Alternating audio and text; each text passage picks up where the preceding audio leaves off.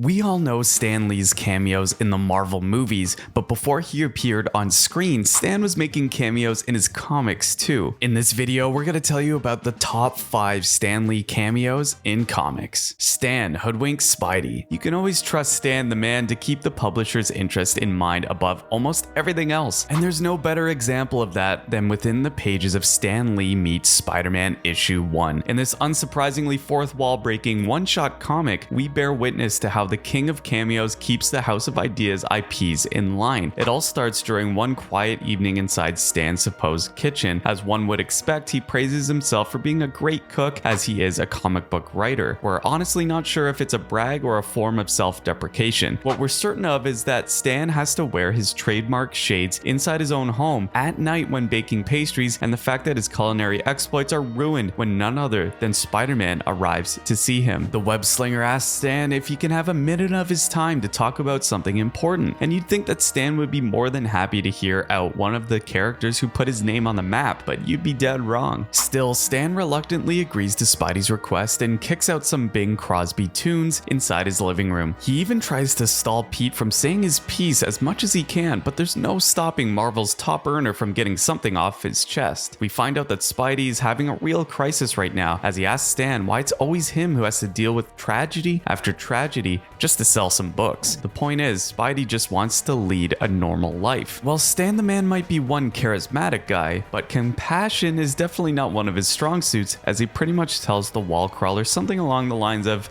"It is what it is." Even Pete starts to wonder why he's talking to Stan at this point, given that the former Marvel EIC is proving to be no help at all. In the end, Spider-Man expresses his intention to quit the whole superhero gig altogether. And this is where Stan starts to go full Marvel executive on Peter. He basically gaslights Spider-Man and tells him that he's a jerk if he decides to quit being a superhero. According to Stan, Spidey would be putting thousands of people in the unemployment line because of all the merchandising opportunities they'd lose if he decided to hang up the costume. This convinces Spidey to keep wearing the web tights because with great power comes great responsibility, so the wall crawler leaves. Noticing that the coast is clear, Stan admits that losing Spider-Man would make him lose a bundle, and to add insult to injury, he even whines that Spidey should go talk to Steve Ditko the next time he has a problem. Then again, that's not a bad idea. Ditko did most of the work after all. But hey, at least Stan offered Pete some cookies before he left. Stan becomes a superhero, sort of. What if issue number 11 has Mr. Excelsior himself donning a pair of bright blue superhero tights to turn himself into Mr. Fantastic? The title of this story speaks for itself as it asks the question, what if the original Marvel bullpen had become the Fantastic Four? Here we see Stan become Reed Richards,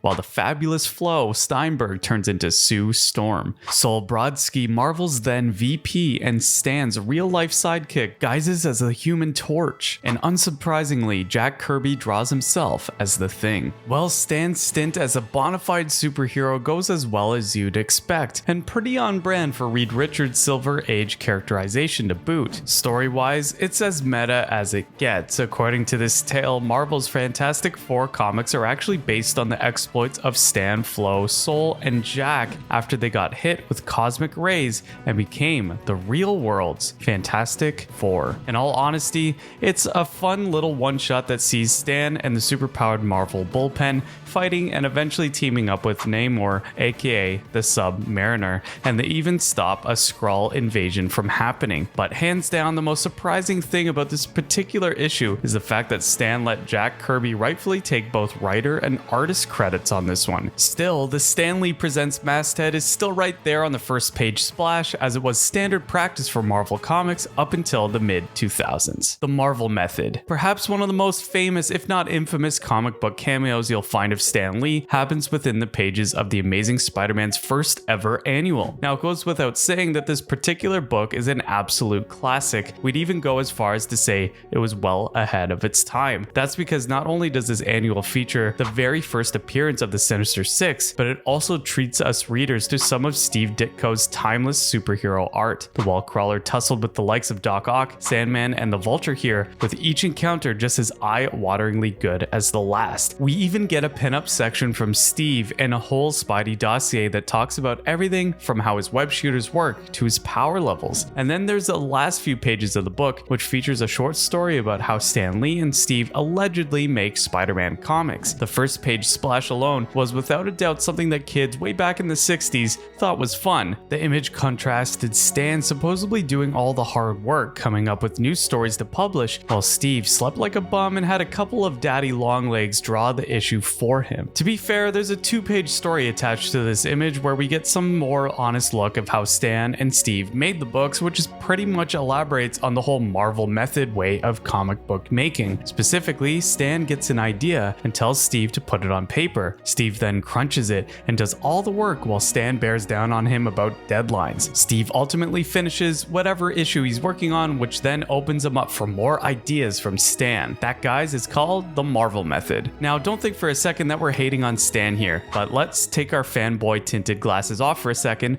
The man might have been an integral part of turning superhero comics into big business, but by no means was he a saint. If nothing else, this cameo gives us a good glimpse at what was really happening behind the scenes in spite of it being told in a tongue-in-cheek manner. And here's a not so fun fact: it's stuff like this that played no small part in having the likes of Steve Ditko and Jack Kirby eventually leave Marvel way back then. Stan officiates a wedding. One lighthearted and undoubtedly fun cameo in comics has us seeing Stan Lee working as an ordained minister in Luke Cage and Jessica Jones's wedding. All you need to know about this whole storyline is that Power Man and Jessica are about to get married, but not before those pesky villains from AIM and Hydra decide to wreak some havoc in the city before. Honestly, the story is pretty much your run-of-the-mill superhero fisticuff tale. After all the hoopla fighting Marvel's criminal element, the two superheroes finally get hitched in an intimate event. Surprisingly enough, you won't find Stan chewing up the scenery right from the start in this particular cameo. He first goes with the expected lines from a minister, like asking Luke if he wants Jessica to be his lawfully wedded wife. To that, of course, Luke says yes.